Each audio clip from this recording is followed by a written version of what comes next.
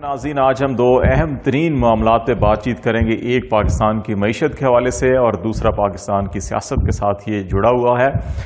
پاکستان کی معیشت پچھلے 2 مہینوں میں اس نہج پہ پہنچی ہے اور بہت تیزی کے ساتھ اس کے اندر تنزلی آئی ہے کہ اب وہ جو مقتدر حلقے تھے جو اپنے آپ کو نیوٹرل کہہ رہے تھے، اب وہ بھی لگتا یہ ہے، اس قسم کی اطلاعات آ رہی ہیں کہ ان کو اپنے کچھ فیصلوں پر پچھتاوا ہو رہا ہے اور انہوں نے براہ راست اور بالواسطہ طور کے اوپر عمران خان صاحب اور ان کی اکنامک ٹیم سے رابطہ کیا ہے کہ کس طرح سے ملک کو اس معاشی صورتحال سے نکالا جا سکتا ہے۔ اس سلسلے میں حکومت وقت جو پی ڈی ایم کی حکومت ہے اس کی مدد کی جائے۔ کپتان کی جو جواب ہے وہ کیا ہے اور اب جو نیوٹرل ہیں وہ کیا سوچ رہے ہیں مستقبل کے حوالے سے، اس پر ایک تو ہم بات چیت کریں گے۔ اور دوسرا جو اہم معاملہ ہے وہ کپتان کی سیاست اور جو سیاسی کیریئر ہے اس کے حوالے سے ہے۔ جو اس وقت موجودہ حکومت ہے پی ڈی ایم کی، وہ کن خطوط کے اوپر کام کر رہی ہے یا ان کی ترجیحات کیا ہیں کہ عمران خان صاحب کی مقبولیت یا پی ٹی آئی کی جس وقت مقبولیت ہے اس کو کس طرح سے کاؤنٹر کیا جا سکتا ہے، یا عمران خان کا جو سیاسی کیریئر ہے وہ کس انداز میں ختم کیا جا سکتا ہے، اس کے اوپر کام چل رہا ہے۔ تو ان 2 حوالوں سے آج ہم بات چیت کریں گے۔ 2 بنیادی سوالات ہیں، کوشش کریں گے کہ ان کا جواب ڈھونڈنے کی کوشش کی جائے۔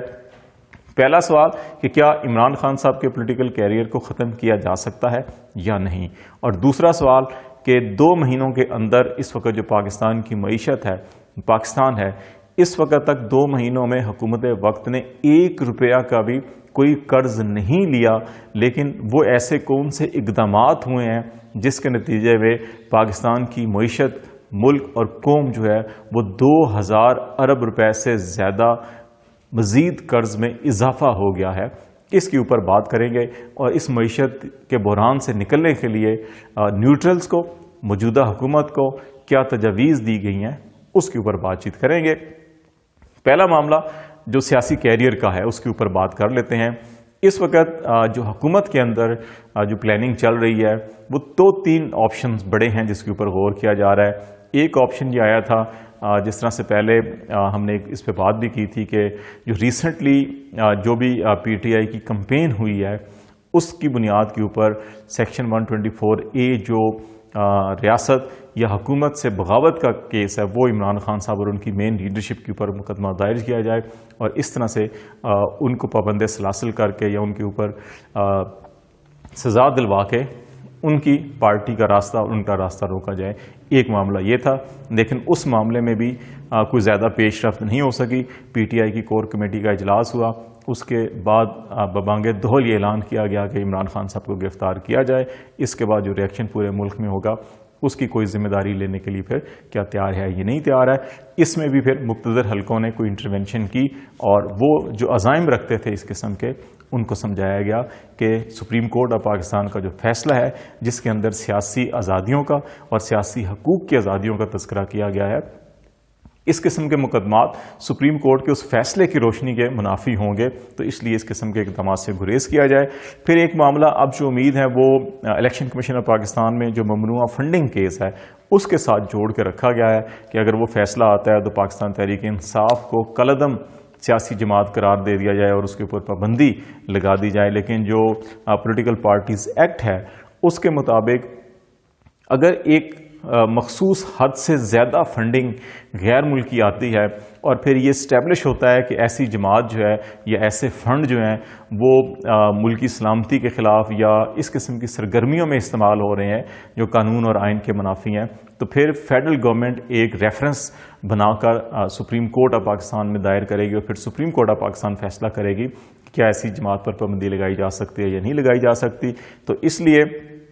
اس وقت تک الیکشن کمیشن آف پاکستان میں جو کیسز چل رہے ہیں وہ صرف پی ٹی آئی کے خلاف نہیں بلکہ دیگر سیاسی جماعتوں کے بھی جو بینک اکاؤنٹس ہیں ان کی اسکروٹنی کی جا رہی ہے اور اس سلسلے میں بھی بہت سی رپورٹ سامنے آئی ہیں۔ تو پی ٹی آئی کا جو کیس ہے اس میں جو بعض اکاؤنٹس کی یا بعض ایسی فنڈنگز کی نشاندہی ہوئی ہے کہ جو غیر ملکیوں نے پیسہ دیا ہے، لیکن وہ اتنی بڑی رقم نہیں ہے کہ جس کی بنیاد پر یہ کہا جا سکے کہ ایک بڑی رقم کا حصہ جو ہے کہ اکاؤنٹس میں اس قسم کے فنڈز آئے ہیں جو ملک کی سلامتی یا قانون اور آئین کے منافی سرگرمیوں کے لیے استعمال ہوئے ہوں۔ تو اس لیے پابندی کا جو آپشن ہے وہ شاید کارگر نہیں ہوگا، بلکہ یہ ضرور ہو سکتا ہے کہ جو پولیٹیکل پارٹیز ایکٹ ہے اس کے تحت کہ جو غیر ملکی شہریوں نے فنڈز دیے یا اکاؤنٹس میں ان کی ریفلیکشن ہو رہی ہے تو وہ اماؤنٹ جو ہے بحق سرکار ضبط کر لی جائے اور پی ٹی آئی کو کہا جائے کہ یہ پیسہ قومی خزانے میں جمع کروایا جائے، ریدر دین کہ پی ٹی آئی اپنے لیے اس کو استعمال کیا ہے اس کو تو وہ ادھر کیا جا سکتا ہے۔ تو اس لیے یہ معاملہ جو ہے کہ اس کے اوپر بھی حکومت کو اس وقت تک کوئی زیادہ بڑی امید نہیں ہے۔ پھر اس قسم کی اطلاعات آ رہی تھیں کہ عمران خان صاحب کو ٹارگٹ کیا جا سکتا ہے کسی حادثے کی صورت میں یا کسی اور معاملے کی صورت کے اندر۔ ماضی میں پاکستان کے اندر بھی اور دنیا میں بھی اہم سیاسی قیادتوں کے اس قسم کے حادثات یا ان کی کلنگز ہوئی ہیں، تو اس قسم کے بھی بڑے نمایاں خدشات اس وقت موجود ہیں۔ اس سلسلے میں پی ٹی آئی کے چیئرمین آلریڈی اعلان کر چکے ہیں، انہوں نے یہ بھی اعلان کیا ہوا ہے کہ وہ ویڈیو میسیجز ریکارڈ کر کے رکھے ہوئے ہیں انہوں نے، اور جن افراد سے ان کو خطرہ ہے ان کے نام بھی لیے گئے ہیں اور ان کی سیکیورٹی کو بھی تھوڑا بڑھایا گیا ہے۔ تو یہ جو 3-4 آپشنز ہیں ان کے اوپر بھی سوچ بچار ہو رہی ہے، لیکن شاید جو اس قسم کے معاملات کے اوپر سوچ بچار کر رہے ہیں ان کو کوئی زیادہ بڑی کامیابی نظر نہیں آ رہی، اسی لیے زیادہ فوکس جو ہے وہ اس وقت پی ٹی آئی کی قیادت کے ساتھ مذاکرات کے اوپر ہے۔ اور جو ہم نے سٹارٹ میں کہا کہ جو نیوٹرلز یا مقتدر حلقے ہیں جو پاکستان کے اندر، پاکستان کی سیاسی اہم فیصلوں میں بڑا اہم کردار ہمیشہ سے ان کا رہا ہے، ان کو بھی اب اپنی کچھ غلطیوں کا احساس ہوا ہے۔ اور جو 2 مہینے کے اندر اندر جو صورتحال پاکستان کی معیشت کی ہوئی ہے، ڈالر تقریباً 180-82 روپے پہ تھا جب یہ تحریک عدم اعتماد پیش ہوئی تھی، تو اب یہ 203 کے اوپر پہنچا ہوا ہے۔ اور اگر پاکستان کے مجموعی قرضوں کی مالیت دیکھیں کچھ 90 ارب ڈالر کے قریب ہے، اور یہ ڈی ویلیویشن ہونے کی وجہ سے پاکستان کی حکومت نے ابھی تک 1 روپے کا قرضہ نہیں لیا، لیکن ڈی ویلیویشن ہونے کی وجہ سے وہی 90 ارب ڈالر جو ہیں کہ ان میں اگر اس کو 20 سے 23 روپے ملٹیپلائی کریں تو یہ 2000 سے لے کے کوئی 2100 ارب روپے پاکستان کے قرضے میں اضافہ شو ہو رہا ہے۔ جو پیٹرولیم مصنوعات کی قیمتوں میں اضافہ ہوا 60 روپے ہو چکا ہے، جون کے آخر تک مزید 50 سے 60 روپے اس میں مزید اضافے کی توقع ہے، کیونکہ اس کے بغیر آئی ایم ایف کے ساتھ ہماری جو ڈیل ہے، جو ہم مزید ان سے قرضہ لینا چاہتے ہیں وہ نہیں لے سکیں گے، وہ کرنا پڑے گا۔ گیس کی قیمتوں میں 44-45% اضافہ کیا گیا۔ اسی طرح گھی کی، آٹے کی، چینی کی اور دیگر جو قیمتیں اور جو ٹرانسپورٹ کے کرائے ہیں ان میں جو اضافہ ہوا ہے 30% سے 40% کے قریب، اس کے نتیجے میں ہر چیز جو ہے وہ مہنگی ہوئی ہے۔ تو یہ جو صورتحال ساری کی ساری پیدا ہوئی، اس کے نتیجے میں شوکت ترین صاحب نے اپنے حالیہ ایک انٹرویو میں باقاعدہ نام لے کر کہا کہ انہوں نے راولپنڈی میں ایک اہم ترین میٹنگ میں ایک اہم ترین شخصیت نے طلب کیا۔ جب وہاں پہنچے تو وہاں پہ مفتاح اسماعیل صاحب اور ڈاکٹر حفیظ شیخ جو پہلے فائنانس منسٹر رہے پی ٹی آئی کے دور حکومت میں بھی، پھر ملک سے باہر چلے گئے تھے وہ بھی، اور ایف بی آر کے سابق چیئرمین طارق باجوہ جو ہیں کہ یہ بھی موجود تھے۔ اور وہاں پہ شوکت ترین صاحب سے یہ ریکویسٹ کی گئی، 2 ہفتوں پہلے کی بات ہے، کہ جو اس وقت ملک کی معاشی صورتحال ہے اور آئی ایم ایف کے ساتھ جو نیگوسیشن چل رہی ہے پاکستان میں، اس میں موجودہ حکومت کی مدد کی جائے اور پاکستان کو اس کرائسس سے نکالنے کے لیے آپ اپنا اہم کردار ادا کریں۔ لیکن شوکت ترین صاحب نے